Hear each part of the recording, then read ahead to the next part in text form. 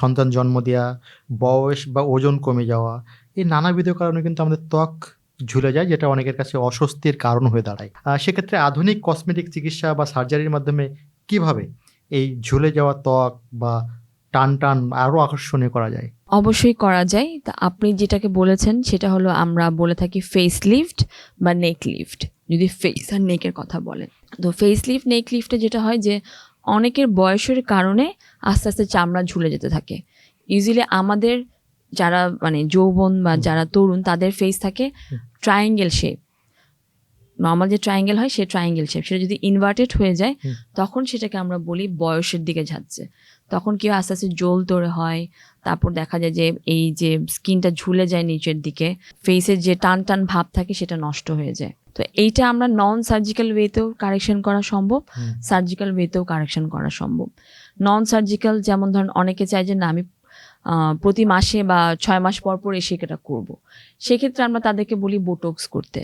যেমন অনেকের বলি রাখা চলে আসে কপালে, কারো হয়তো এখানে চোখের পাশে চলে আসে বলি রাখা, যেটাকে আমরা বলি ক্রাউস ফিট। এছাড়া বানি লাইন চলে আসে নাকের এখানে।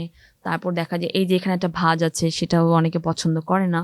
তারপর দেখা যায় যে এইখানে আমাদের চিনের এই জায়গাটাতে একটু টান টান করতে চায়, সেটা যদি করতে চায় বোটক্স একটা কিন্তু অনেক অনেক পপুলার একটা ট্রিটমেন্ট, সেটা নায়িকারা খুবই অহরহ করছে।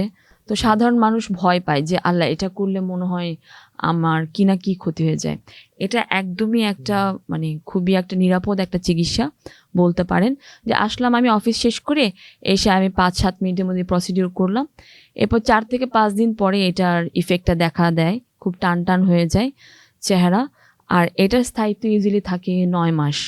9 মাস পরে, হ্যাঁ 9 মাস পর্যন্ত, এরপর আবার করা লাগে। তারপর ধরেন যদি পেশেন্ট নন সার্জিক্যাল ওয়েতে কোনো কারণে ধরেন মনে করে যে না আমার এখানে চিনটা চাপা, আমি এটা একটু উঠাতে চাই চিকটা, তো সেক্ষেত্রে আমরা কি করি ফিলার দিয়ে দিই।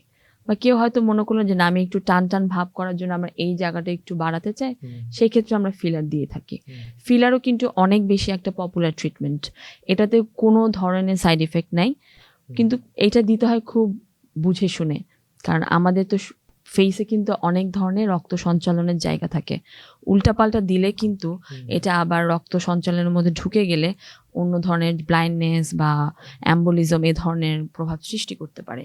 তো অবশ্যই দক্ষ প্লাস্টিক সার্জন দিয়ে এটা করা উচিত। তারপর সার্জিক্যাল যেটা আমি বলতে চাচ্ছি, সার্জিক্যালের মধ্যে আছে আপনার ফেস লিফট আর নেক লিফট। এটা হলো যে আমরা পুরোপুরি অজ্ঞান করে পেশেন্টের কি করি যে এখান থেকে ফেসটাকে আমরা টান টান করে দিই, ঠিক আছে। আর সাথে যদি কেউ নেক লিফটও চাই সেটাও সার্জারির মাধ্যমে করা সম্ভব।